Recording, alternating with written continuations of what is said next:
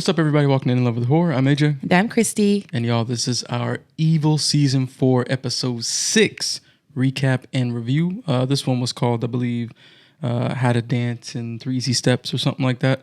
And I think we both felt like this was one of the better episodes this season, right? Yeah. So excited to get into this one because there was a lot more like going on. We learned a lot of different things, some like story movement with like Sheryl, with David. It was just an overall interesting and engaging episode. And so if you have not seen us other videos where we discussed the previous episodes of season 4, go check out those videos. We got one where we kind of recapped episodes 1 through 4 all together, and then we just did episode 5 the previous week, and now we're on episode 6. So go check out what we think about the previous episodes this season. Then you can come back and join us for the episode 6 recap and review. So with that, we're going to jump into walking through this episode. We're going to be using this article from TV Line where they actually did the play-by-play for this episode as a guide to help make sure we capture all the main things we wanted to hit. So right off the bat, this episode opens with David, Kristen, and Ben at like is it a jail or psychiatric ward, something like that, where we meet a character. Her name is Catherine, and she's apparently been dancing nonstop, and she just keeps dancing until she collapses. And she had murdered her children, and when the police arrived at the murder scene, like she was dancing in their blood and whatnot. How did you feel about this whole sequence? With this woman and all that stuff. Well, it was an interesting way to kick off the episode. I thought it was cool, like this whole idea that she felt convicted to keep dancing. Mm-hmm. And then obviously, the need for this exorcism to take place. Because, they felt like that she was possessed. But yeah, I thought it was a way to open it up. Yeah, it was definitely a good opener. And I got the article here. Catherine's mentioning things like, "Oh, I can't stop dancing," or "Bad things will happen to you and everyone I love, or everyone you love." And then she did do the demonic voice thing, which I thought was interesting. Because I get it, the non-believers amongst the group of of the main trio aren't gonna buy into. She's changing her voice. You know what I'm saying? That was like a mega change. I thought so as well, but Kristen said it was psycho something. Yeah, she called it. She diagnosed it as bipolar schizoaffective disorder. But like this article mentions that at one point they mentioned that Catherine tossed 3 different guards across the room and stuff like that. So I don't know. It's always weird in these episodes, right, where things are happening. Maybe they didn't witness it themselves, but there are things that occurred that it's like, okay, come on, how do you explain that? Obviously, they're gonna try to come up with some sort of idea or concept or whatever. But ultimately, what they end up deciding to do for Catherine is that she does need an exorcism. They're like, oh, she needs one immediately. But before we get to that exorcism, David is summoned by Father Dominic. Who is the priest that, is basically what David called him, his new handler from the entity, in his own words. But Dominique is looking for help from David to try to locate, using his remote viewing capabilities, to try to locate some Ethiopian clerics that have been captured hostage. He gave him a Bible and some other things to try to help him pinpoint where they are. In that moment, he was seeing a lot of different things, and Father Dominic said it was because he had too many analytical overlays, and he couldn't really just say what he was seeing. And of course, we already knew after seeing that part that we're going to revisit this based off of the previous episode, right? Mm-hmm. So I think it was no surprise that he couldn't see nothing in that moment, but we knew that something was going to happen later on, and it does, because when David goes to help with the exorcism of Catherine, she's in there, they're doing the exorcism thing. I feel like, and this was actually one of the. It's always cool to see the actual Catholicism elements being shown in the show, because I feel like we don't always get it that often. Mm-hmm. Especially when it goes into goofy mode and Sister Andrea's hunting them with garden tools and shit. But it was cool to see like, them being in the element of like, reading and, using the exorcism scriptures and stuff. But during this exorcism, she breaks free of the straps. She grabs David, and then he does the thing where he goes inside the body of the, people that he's trying to help. Mm-hmm. I thought this was a really cool scene. What do you think? Yeah, I thought it was cool. I mean, it was interesting to me that it happened during the exorcism. I didn't really understand that. I do agree. It was super random. Yeah, but anytime that he does this, I think is very interesting. But yeah, I just didn't really get the whole, like, what was it about the exorcism that caused him to do that? I didn't really understand that. Yeah, I didn't get that either. But it was the way the scene was shot and it happened. I thought looked pretty cool. But he sees the hostages. The hostages start singing some sort of hymn. To try to keep the optimism up.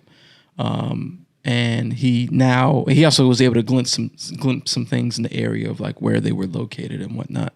Now, unfortunately, during this exorcism, Catherine does pass away. They called it cardiac arrest, but they also said that like her foot was, had gangrene or whatever, like it had died, and a lot of those elements just weren't making sense. And they were like, "Oh, how do you explain this?" Well, I guess it could be rapid, whatever. Like it wasn't really making a lot of sense. But they did spot a sigil tattoo on Catherine's ankle. So, of course, it's like, what is that about? And again, we're reading from the TV Line article, and I like what they put here. And they put, and we're back with the sigils again. I thought that was kind of funny. Ben says it. Because when was the last time we visited the sigils in this season? You know which episode that was? I didn't know we did. Did we at all so far this season? I don't know. But I know we talked about it, that they don't really go back to that. I think they did maybe earlier in this season, possibly. Yeah. But they don't definitely go to it enough. Yeah, it doesn't feel as big as it should be, right? But, yep, we got a sigil, and this happens to be of a demonic house that was supposed to have already been vanquished. It already had an X on there, but now they're seeing it, out in the wild. So it's kind of like, okay, what's going on there? And Father Dominic says something like, oh, he has a fear that the house may have been restored. And David also tells him, what he saw during the exorcism about the details of the prisoners. Of course, Father Dominic is like stupid hyped about that. And he's like, you're really saving a lot of lives by using your abilities. Now, we do cut to, and I don't know I don't think this article is in the exact order of the way things played out, but at some point in the episode, we do cut to Dr. Kurt Boggs, and he was working with what appeared to be some sort of like Hollywood, script guy, right? Who he wanted to review is it like a book, a novel, or a script? Just a story, a book. He wanted him to read his book and see how it was. And of course, this dude kind of shit all over it, essentially. And Boggs was obviously super offended by that. I'm reading the article too. It says a pamphlet for some kind of organization about seeking meaning in a world of sorrow catches his eye. And then we'll revisit him later on in this article. But we'll jump back to that. But I thought it was cool that we revisited the same whole story with Boggs trying to get this the story out. Plus, it's a weird situation too, and we'll get into it later with the material of the story and who it's about. But we'll jump into it as we follow through this article.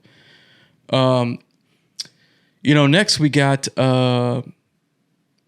Kristen, David, and Ben going to the dance studio where they encounter the choreographer who was appeared to be super abusive to the dancers, and then they were just trying to figure out like what was going on here. And they end up meeting one of the dancers named Isabella, and she tells them about this thing called the movement, and they're kind of like okay, what's really going on here? And Kristen ends up like talking to her and getting a little bit more information. Obviously, as Isabella seems like she's feeling Kristen a little bit. And there was even that funny moment with with David and Ben and whatnot. But she gives her a ticket and says to come to like one of their shows and experience what happens at their show. And then we end up getting Ben finding an ex-member of the movement troupe. And is there a name in this article? I don't know if they put it in here or not. I want to say it was like Megan or something like that. That sounds right. Yeah, it might. It was probably something like that.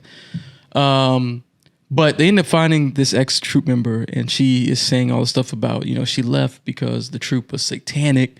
They put a hex on her. She showed them this doll, and it basically was, pushing, our main characters towards believing that this group, was satanic.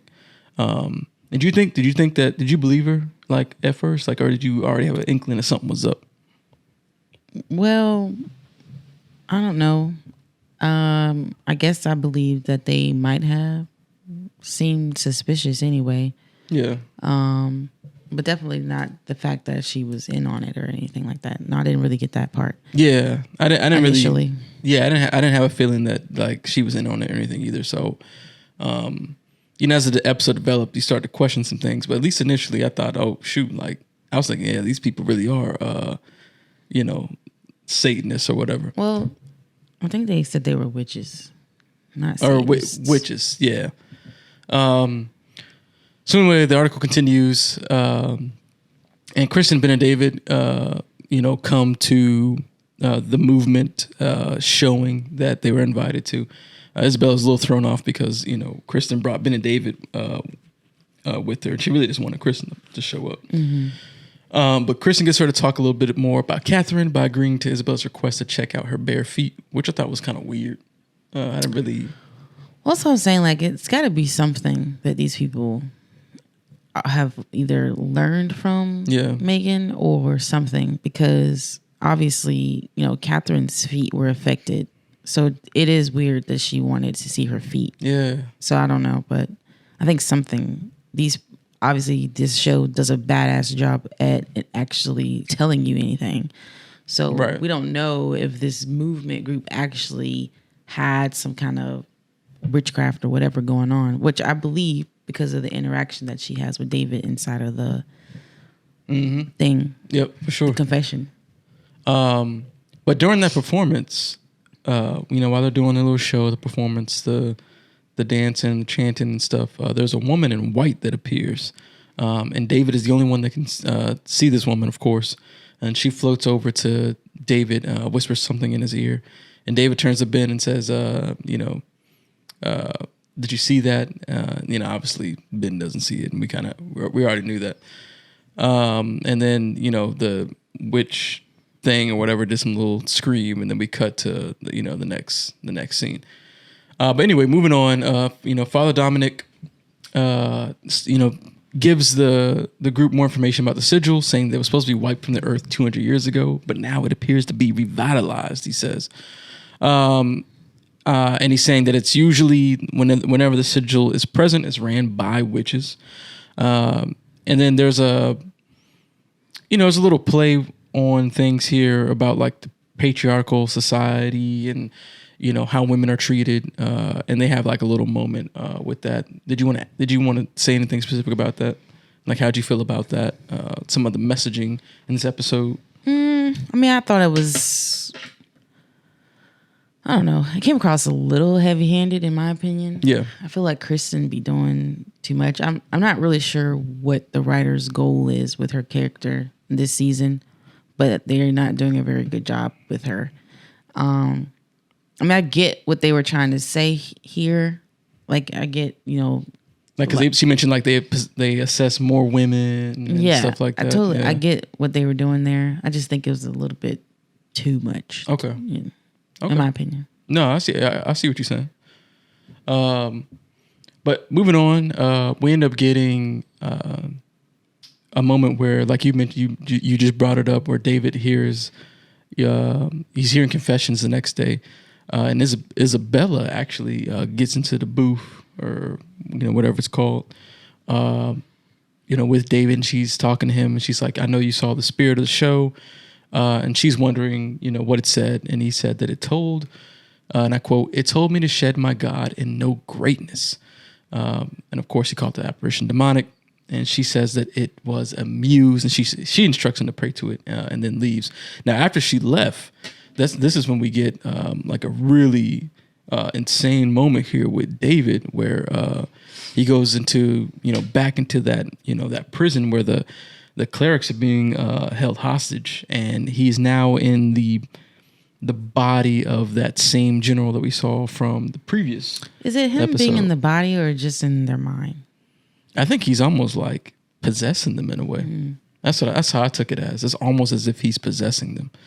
But anyway, David is fully within this person's being or mind or whatever, and he actually takes control and ends up kind of forcing him to unalive himself, which I thought was a surprising turn. And the way the episode kind of does it is he kind of does a weird snap awake type thing, kind of implying that maybe he was just dreaming. But obviously you're like, okay, was he really dreaming? You know what I'm saying?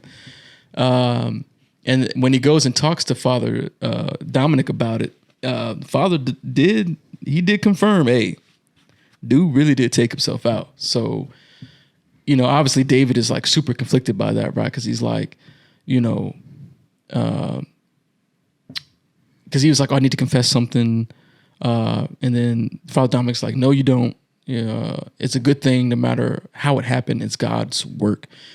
And in this moment, David tried to tell him, that the work is harming him. And when he's like, when I get inside these people, I feel all this anger and all this stuff. Like he said, it's really taking a toll on him. And we can kind of saw that in the, confession booth, how he kind of physically reacted to it. And early in the episode, he was cussing when he came out of the studio after that choreographer was just going ham. He was like, fucking piece of shit. Mm-hmm. I thought that was hilarious. I was like, whoa, look at Father, what you doing out here cussing? You know what I'm saying? Yeah. But of course, Father Dominic is like, hey, look, you saved lives, and that kind of trumps everything. David's like, even murder. He's like, hey, it trumps all of it. You know what I'm saying? So I thought that was a cool dynamic, because it's like, man, he is killing people. You know what I'm saying? Obviously, it's saving people, but obviously the commandments and all type of stuff. You know what I mean? I don't know. I just think that they are manipulating him, and he's allowing it. I don't really like it, because obviously, when he came into the room and told him that, Father Dominic already knew what he was going to say. So he knows how this thing, or whatever you call it, how it works. Yeah. And he didn't tell David that, if you do this, you'll have the ability to make them do this or whatever, or you could cause things to change. And I just feel like they are just really manipulating him. Even getting him there in the first, few episodes, they use the woman that he likes, whatever, I forgot her name now. The prophetess, to get him there. Grace, I think is her name. Grace, yeah. They're always manipulating him. Yeah. And I know, obviously, he wants to do good. He wants to do good work. He wants to protect people. He wants to help people. And obviously his gift does that. But I feel like David is always compromising himself for other people. Even this whole thing with Kristen's ass, I don't like that shit. But right. he's constantly being burdened and just compromised. He doesn't get to have just be a good priest because of all the shit he's carrying. Right. And then they're not doing any better by adding even more stuff on him, more weight, more guilt. And now he's got to carry a freaking murder on top of all that. Right. Yeah, I just don't like it. Yeah, you're right. It's a good point. Yeah, they are definitely using him for sure. And in the guise of, well, it's good work, it's God's work. You're saving lives and whatnot. But yeah, so moving forward with the episode, the next thing that we get was Kristen heading over to the dance witch party in the woods. This got to be the dumbest woman I've ever seen. Yeah, she just pulled up by herself, like which a is teenager. crazy. Yeah, I feel like she's written to be younger. She's a grown ass woman. She's got 4 kids at home. Yeah, most of the time by themselves. Yep. And a husband who's locked away in a psych ward. Why is she doing this? Going to a party in the woods with all these women. I don't understand that at all. Like, I don't know why they wrote her character like this, but she's dumb. She's super dumb. And like, she's almost like defiant. That's why I said like she acts like a kid. She acts like a teenager. Like, she's super defiant on purpose. Yeah. It's just dumb. Yep. I'm kind of looking down here to see if they brought up Boggs stuff yet down here. Yeah. Okay, they did down here. Yeah. All right. So Kristen's out there, with the witch group, and that muse is floating around them and stuff like that. But back at the church, I think it was who got interrupted? I can't remember who was interrupted. The Megan showed up though, and saying that she was attacked by some former members. They branded her with the sigil and they like burned it on her stomach. And she's like, yeah, they're having this thing out in the woods, like it's a ritual. So Ben and David say, oh, we got to go out there. And Ben and David pull up and accuse Isabella of like the black magic and stuff like that. And first they see Kristen out there and they're like, the fuck are you doing out here? Which obviously we're like, she's dumb as hell. But they're like, hey, we tried calling you, you didn't answer and all that stuff. But Isabella points out like, oh yeah, that's why we kicked her out, because she was weird and trying to like, do all this weird shit with our group. So it's almost like both people are doing witchcraft related things. Obviously Megan's is more demonic. Yeah. While, the movement group is more in line with, I guess, like witchcraft stuff. Mm-hmm. They're both a little different, I guess. But after that interaction, Ben looks at the picture again and notices that the sigil was like, upside down, which means that Megan did it to herself. And of course they call Father Dominic real quick and let him know that it's definitely Megan. She's the one. Mm-hmm. And I kind of like how Father Dominic like rolled up on her and was just kind of like, hey, like we already know what it is. And then she went to demonic mode and was saying all the Latin shit. Yeah, that was pretty cool. I thought that was like super dope. That was pretty much the end of that part of the episode. But now we definitely got to revisit. Like I said, this wasn't in a particular order, but we got to definitely talk about what happened with Sheryl, because this was a big episode for her. So of course, in the last episode, the daughters got a chance to meet their, technically half brother, Timothy. And of course, Sheryl calls the grandkids and was like, hey, I think, I left the bunny over there, and they found it. And then she's like, okay, bring it to me because I can't come to the house because your mom be mad. They're like, all right, cool. Like, that makes sense. And I'm just going to read this section here. But the girls pull up at Cheryl's place, and which I assume it was Cheryl's place, right? But we had never seen her place before. I don't think. I think it's the first time we've seen it before, but I can't remember that good from previous seasons. But it reads: after acting out Boggs' manuscript for Timothy, the Bouchard girls decide to use AI. I thought that was funny. AI to make a picture book based on the story. They use their own photos, put everything online. And of course, Boggs don't know nothing about it until, old dude gives him a call and his tune is changed up. He's like, oh, like, hey, I think you need a producer. Like, I could help you rewrite the script, da-da-da. Boggs is confused. And then he ends up, searching it up online and saw that, the girls have made this video and actually put his name right at the front from Dr. Kurt Boggs and all that stuff. And he saw that he was trending even more than like, Kim K, Elon Musk, and some other people. So, obviously that like, got him excited. They got him stupid hype. And, now he wanted to go back to writing. And strangely, like that same Muse person like showed up at his place. Weird. Which I didn't get that either. I didn't understand that. It didn't really make sense to me. because when he was able to write before, it was, you know, that demon dude that would show up. So I didn't understand why she was showing up at his place and what that connection was. It seemed like it was just out of nowhere.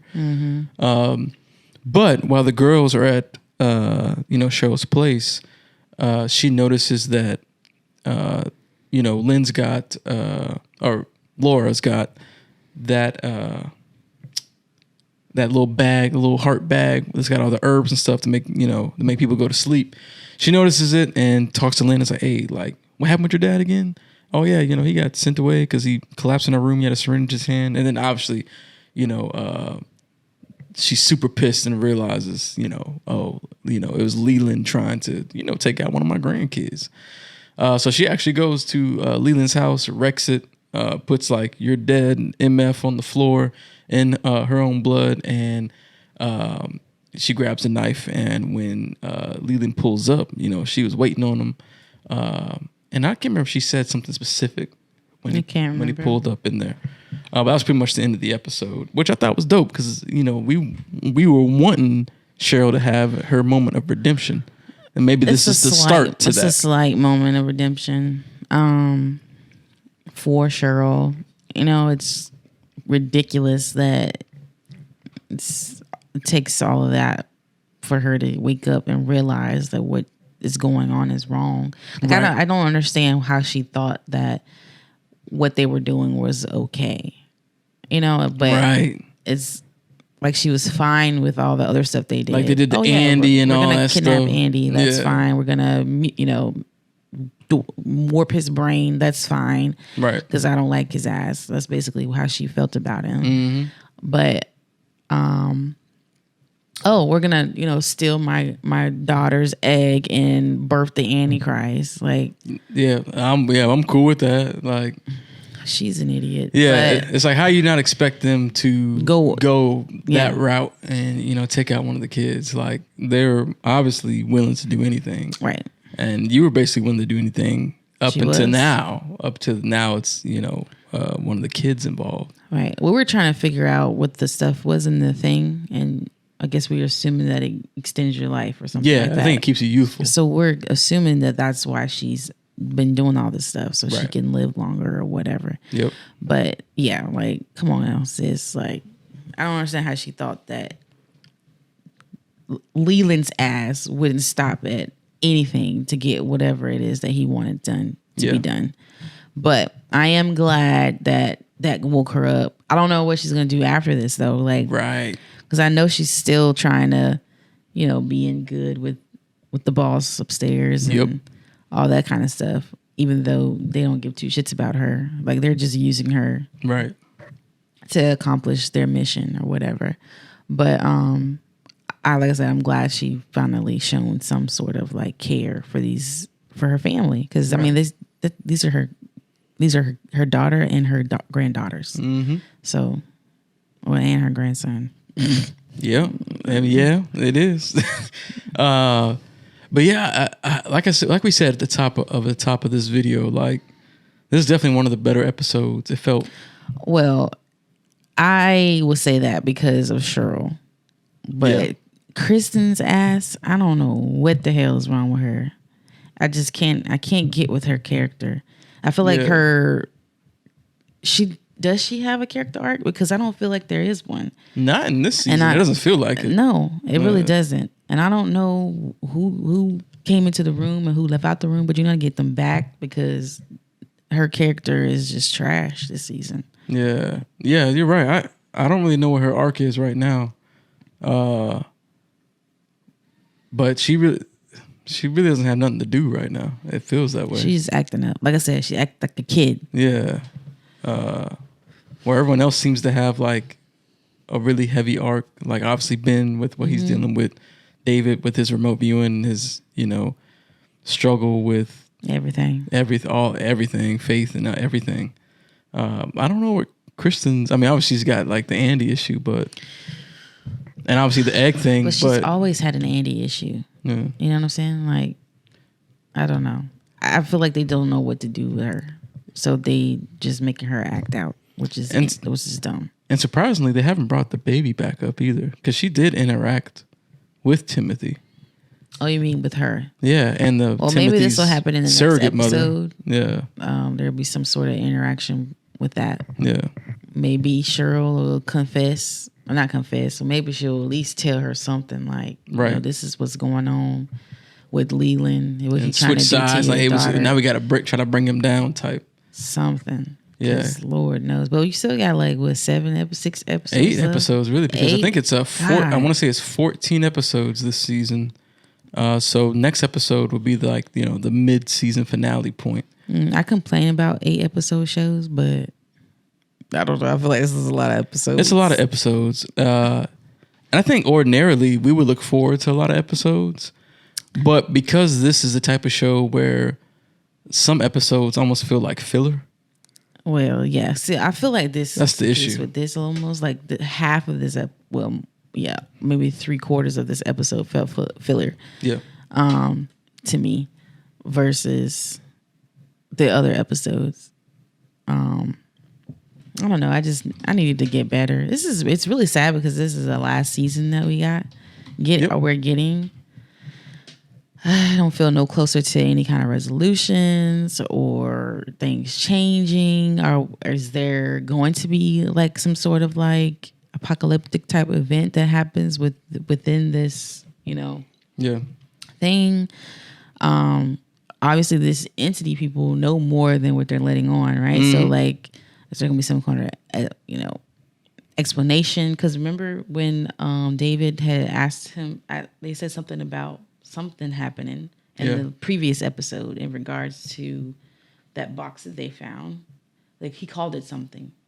Oh, well, because he said that the box was evil and it was wanted to be added to the collection for the ultimate corruption or something like that. The ultimate corruption, that thing. Like, okay, so what is that? Like, we're not going to revisit that? Like, what does that mean? And I feel like that's like a big thing. Like I'm hoping the episode 7 being mid-season point, we'll get some major shakeup and shift that will direct the second half of the season and really like start building up to like a bigger conclusion. You know what I'm saying? And then we have all those. There's a lot of demon houses that ain't got nothing on them. There was a lot of demon houses still left out there, and I can't remember if they said that they needed all of them or not to like be successful. Obviously, they got the Antichrist already born.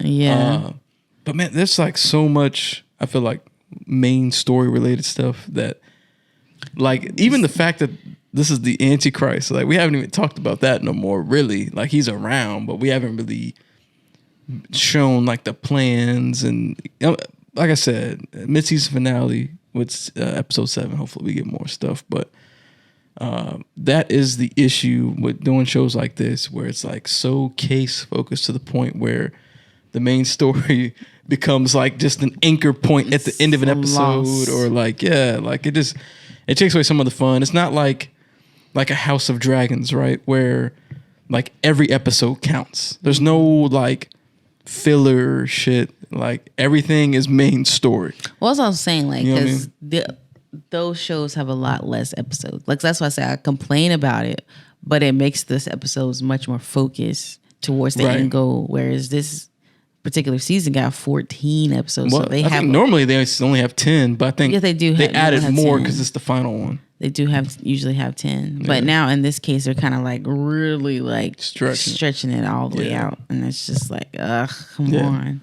Yeah. So I almost feel like they should have just kept it short, because now they're just dragging it. Well, if I had to guess why they added more, is because maybe they didn't realize this was the final season until after they started developing and producing the season. So it's like, oh shit, it's the final one. More stuff to close we gotta add some episodes to close this out. That might be concerning because maybe you get towards the end and it's like real super fast paced. But we'll see. Like I said, this week's episode is halfway point. Maybe we'll start getting some really good like main plot, main arc shit going on.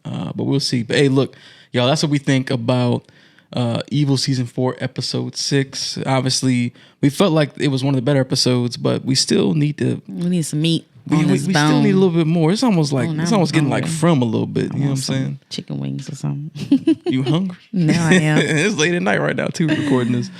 But it's always getting like from the sense of like the slowness and not really giving us the meat of the story. So hopefully episode 7 does that for us.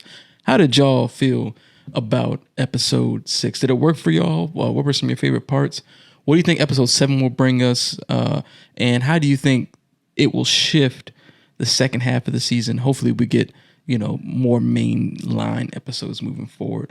But also, do you feel like kind of like how we feel with some of these character arcs in this season so far? Drop all that stuff down in the comments below. Hey, if you made it this far in the video, we appreciate you watching or listening to the entire thing. Make sure you like, make sure you comment, make sure you share it, and then y'all make sure you subscribe so you can stay tuned in to All Things Horror. We got a lot of dope stuff coming, more watch-alongs, maybe some trivia in the future. So if you like trivia, you like horror, look, make sure you subscribe. We got some things coming, some things cooking.